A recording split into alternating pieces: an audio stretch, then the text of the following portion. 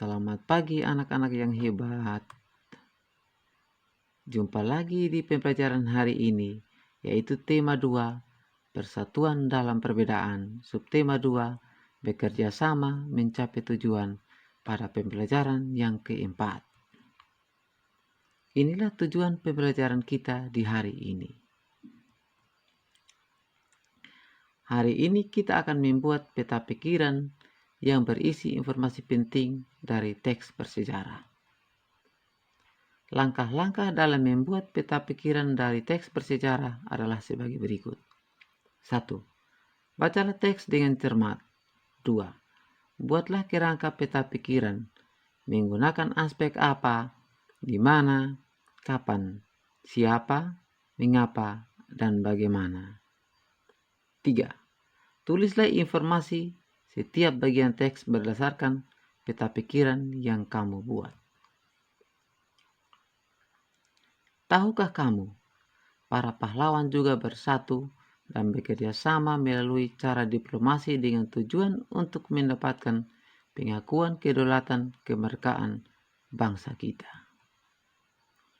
Upaya mempertahankan kemerdekaan Indonesia tidak hanya dilakukan melalui pertempuran, namun juga dilakukan melalui jalur diplomasi, perjanjian, dan perundingan, seperti Perjanjian Linggarjati, Perjanjian Renville, Perjanjian Rommerogen, dan Konferensi Meja Bundar yang disebut KMB. Perjanjian Linggarjati dilaksanakan 15 November 1946 sampai 25 Maret 1947.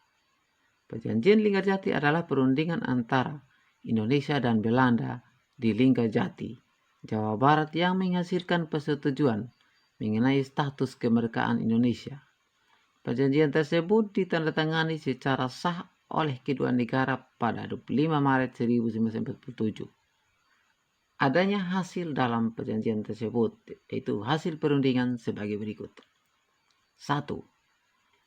Belanda mengakui secara de facto wilayah Republik Indonesia, Jawa, Sumatera, dan Madura. 2. Belanda harus meninggalkan wilayah RI paling lambat tanggal 1 Januari 1949. 3. Pihak Belanda dan Indonesia sepakat membentuk Negara Republik Indonesia Serikat yang biasanya disebut dengan RIS. 4. Dalam bentuk RIS, Indonesia harus tergabung dalam Commonwealth atau Persemakmuran. Perjanjian Linggarjati ini menimbulkan pro dan kontra di kalangan masyarakat Indonesia. Pelanggaran perjanjian. Pelaksanaan hasil perundingan tidak berjalan mulus. Pada tanggal 20 Juli 1947, Gubernur Jenderal H.J. Van Mock akhirnya menyatakan bahwa Belanda tidak terikat lagi dengan perjanjian ini.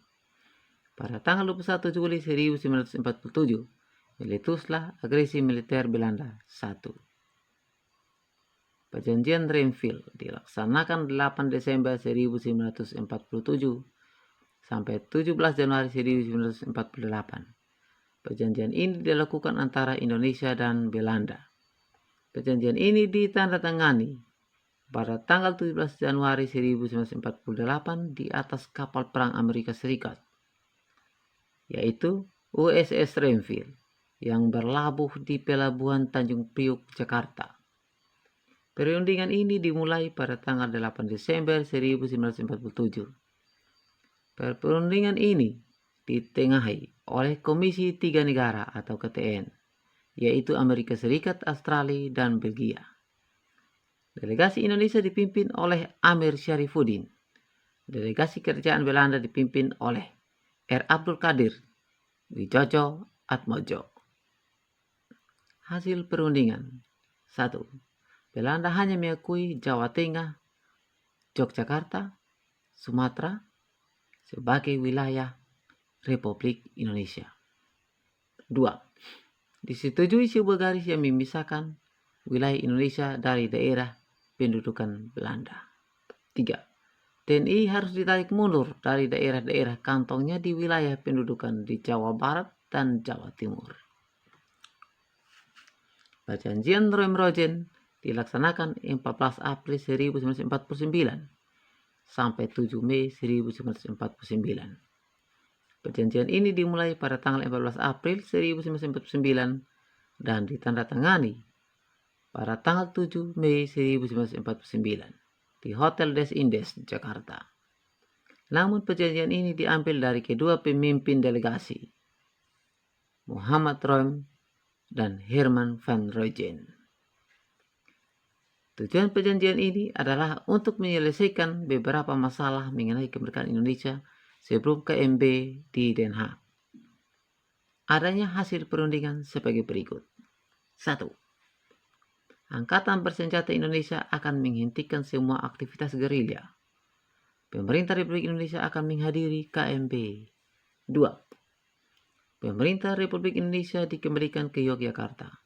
3. Angkatan bersenjata Belanda akan menghentikan semua operasi militer dan membebaskan semua tawanan perang. Konferensi Meja Bundar dilaksanakan 23 Agustus 1949 sampai 2 November 1949. Hasil dari Konferensi Meja Bundar atau KMB tersebut adalah sebagai berikut. 1. Belanda mengakui RIS sebagai negara merdeka dan berdaulat. 2. Status Irian Barat diselesaikan dalam waktu setahun sesudah pengakuan kedaulatan. 3. Akan dibentuk Uni Indonesia Belanda. 4. RIS mengembalikan hak milik Belanda dan memberikan hak konsesi dan izin baru untuk perusahaan-perusahaan Belanda. 5. Pengambil alihan hutang Hindia Belanda oleh Republik Indonesia Serikat. Setelah ini, kalian akan dibagi menjadi 4 kelompok. Kelompok 1, Perjanjian Linggarjati. Kelompok 2, Perjanjian Renville. Kelompok 3, Perjanjian Roem-Rogen. Kelompok 4, Konferensi Meja Bundar. Kalian tetap mengerjakan sendiri dari rumah.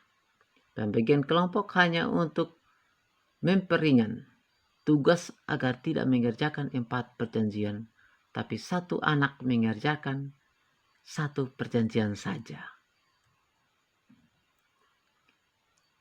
Lengkapilah peta konsep berikut sesuai dengan pembagian perjanjian yang ada.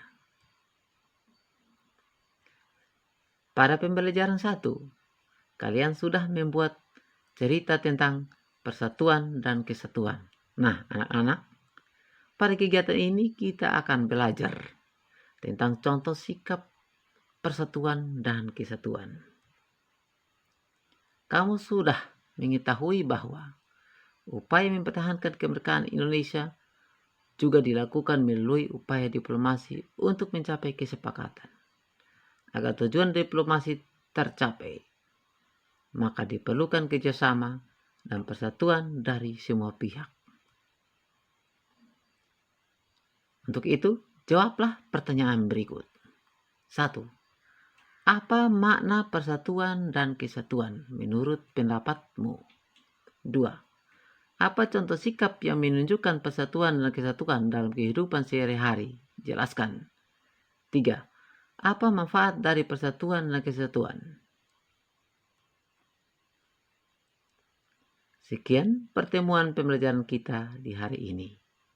Tapi jangan lupa mengerjakan tugas dan dikirim lewat grup ya.